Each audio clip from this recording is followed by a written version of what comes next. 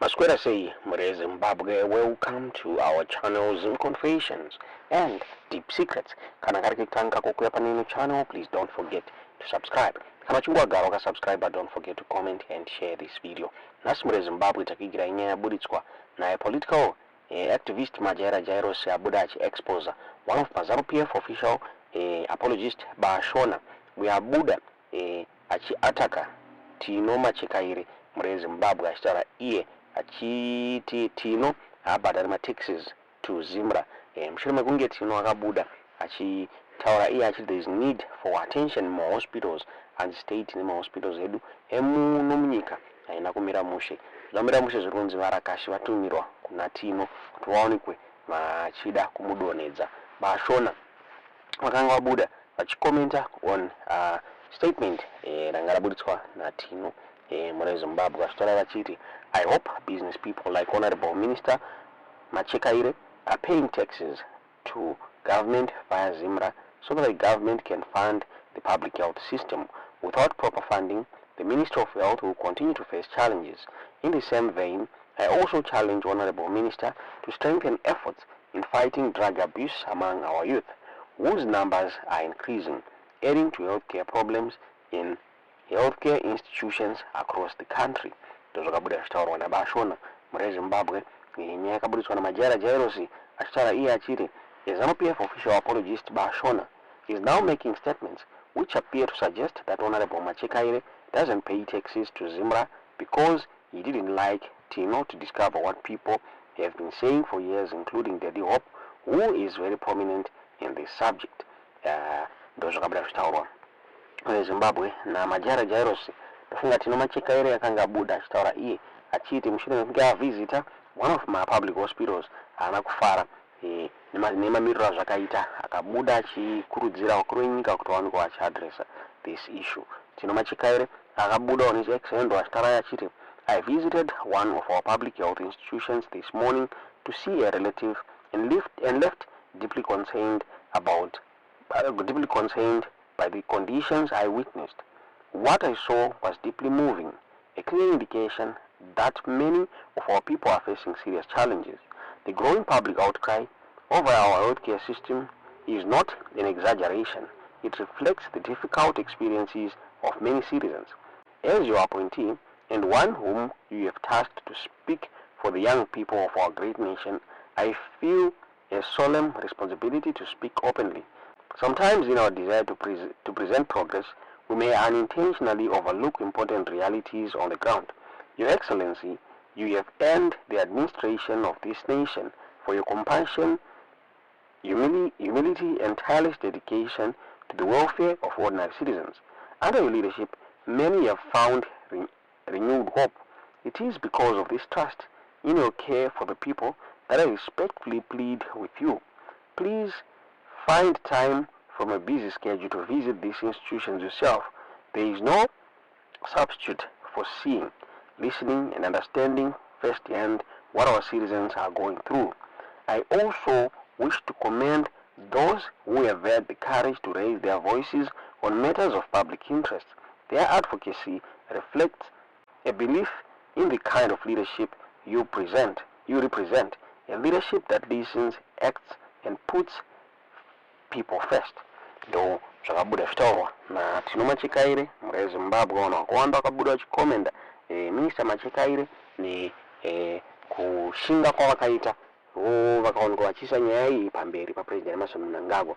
Zvisineiwo vamwe vakabuda vachitaura ivo vachiti inyaya yagara ichitaurwa nevana veZimbabwe, hanzi it is among many concerns anoraiswa nevana veZimbabwe but asingaadreswe Mure Zimbabwe. Vakafanana naBachi Bennett vakabuda vachiblasta Tino Machikaire zvichinzi wanga uripi nguva yese Mure Zimbabwe. Tisingazive kuti munoona sei nyaya iyi, tiudzewo zvamuri kufunga mucomment section. Munenge nguruve yakaura nembutsu. Tino Machikaire data windi rinonzi Tino Machikaire kuti kwai ndakaenda kuchipatara, ndakazoenda kuchipatara ndichinoona hama yangu zvechokwadi ndakawana kuchipatara kusina mushonga, asi chimiro chokuzvipatara hachina kumira zvakanaka. Mwana wemuroyi guvhu rako rinenge rembwa iwe Tino Machikaire iwe uri shit yomunhu. Unotanga kutaura kuti kwai vanhu vezvipatara zvamushonga waona situation Magombei haana kubuda here akatochewa Magombei. Magombei was kicked and beaten the manhood. Achitaura kuti zvipatara we are incapacitated. Madzimai akabuda achizvarira pasi pemiti. Nhasi nokuti kwagwara ruhama gwako iwe Machakaire ndopa wakuti waenda. It means imi muri mugovernment just to loot and steal. Saka muri kufamba mugovernment yeye musingagoni kuinda kunotarisa ma-institutions anoseva life yevanhu. Uri shit iwe Tino Machakaire wemuromo iwe. Ushaya gotsi. Ungange mwana akaurwa nemuNigeria sei. Saka muri mugovernment kuitei. Kunochema ruzhinji kwamai muchiti musangano wakatanga kumasero. Hamutozivi vanhu vekumasero vanorarama sei. So you only wait until you've got a relative agwara kana kuti iwe wagwara.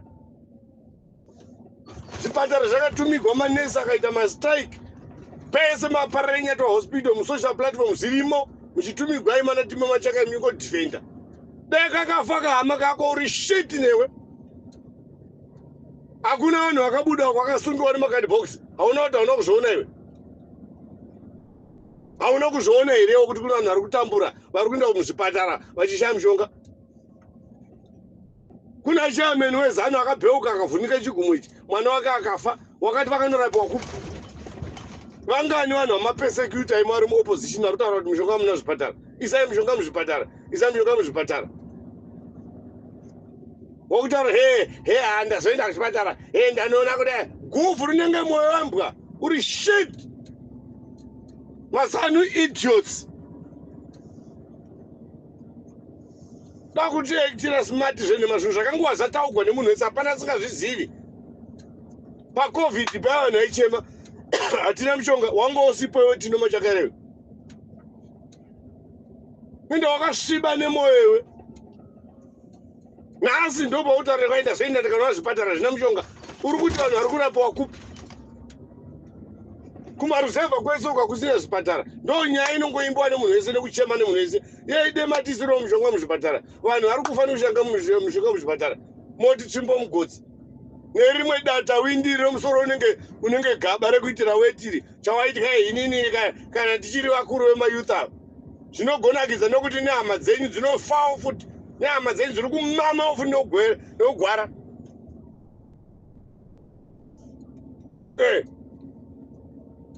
Hapana respect. Vanhu takangova tazvitaura demaisa mishonga muzvipatara. Vakai zvipatara. Mobuda muchinyena manyena manana tagwirei achiita kunge mbwa yakaruma zai. Zvinari kusunga kutotesa kumasura achishama tata tagwirei.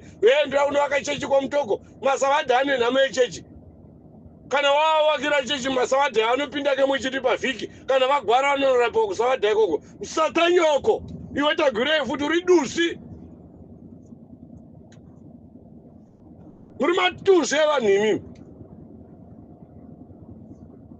You want to measure the minor. Vanhu vari kufa on daily basis munyika muna zvipatara muna maambulensi. Zvipatara ama-death trap. Wozoti wati dangwa zvako kumasure kunonhuhwa. Ndopa wakutaura kuti kai zvipatara zvina mushonga. Uri sheti Tino Machakaire. Newe Tagwirei futi tsaki.